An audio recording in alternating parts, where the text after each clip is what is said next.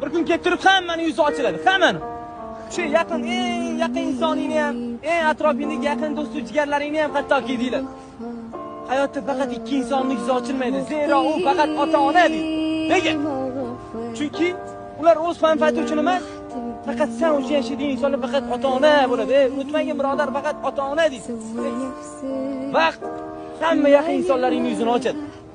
Atrofingdagi o'sha do'st, yor, birodarlaringning hammasini. Unutmaginki, bitta narsa, nimaga? Faqat ota-ona sen uchun yashaydi xolos. Bo'ldi.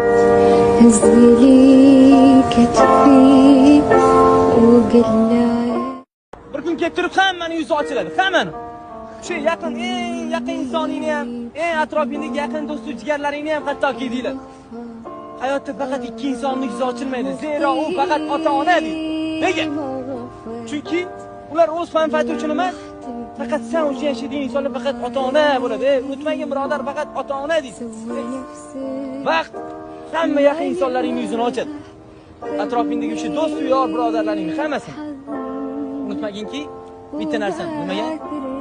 Faqat ota-ona sen uchun yashaydi xolos. Bo'ldi.